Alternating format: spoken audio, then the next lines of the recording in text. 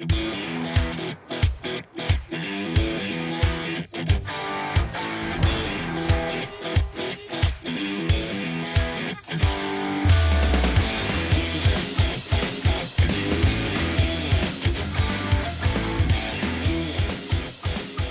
I'm Kevin Heil. I'm a freshman here at St. Francis DeSales, and I'm here to host this episode of Once a Stallion, Always a Stallion.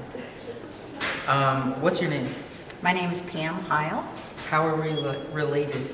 You are my first grandson. Have a good one. When you were at DeSales, what was your role? I was, my first year, I taught sophomore theology in the morning, and then I was the campus minister in the afternoon.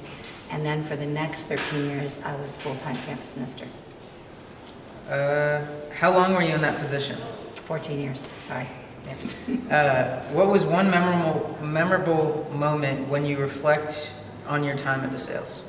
I can't even name one, but there were many.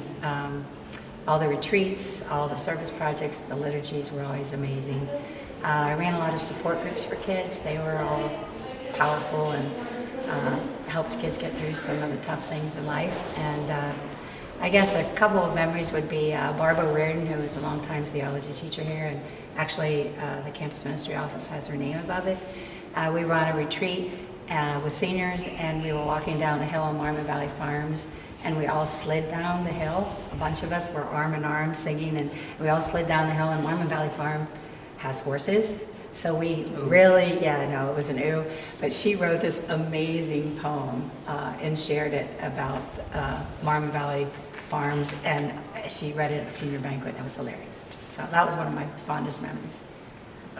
You're also a parent. How many children did you send to DeSales? All four.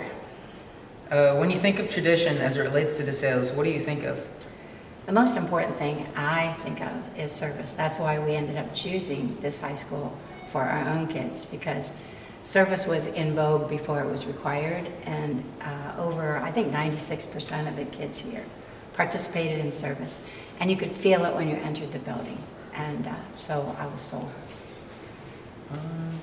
What service project that you were a part of that was the most impactful for you? I think there were several. Canned Food Drive was the one that seems to be monumental in my mind, though we also had a bowl-a-thon to benefit Operation Smile that makes my heart very warm because of the impact that we had on children with facial defects. And that whole program started because of a freshman girl her name is Betsy Shank, and she came in and she told me about Operation Smile. She ended up being an advocate for them in the medical field, going on mission trips, and it was all because a freshman had an idea. And that's what I loved about DeSales, that every kid was valued, their ideas were welcomed, and if we wanted to make something happen, we made it happen. What was your favorite DeSales tradition? DeSales tradition. I have to say service. I have to say the overnight retreats with the juniors and seniors. I loved those. We had one day freshman retreats and one day sophomore retreats, but our overnight retreats were really, I know you know because you do overnight retreats, but they really impact you. Mm-hmm. Yeah. Was there a lunch day that you never missed? Calzones. Without a doubt. Yeah. How many hugs do you think you've given in your career? I would say hundreds of thousands. My whole entire office had hug signs. Every time any kid got me a gift of any kind, it had something with hugs. You need at least 21 a day to have a good day, by the way.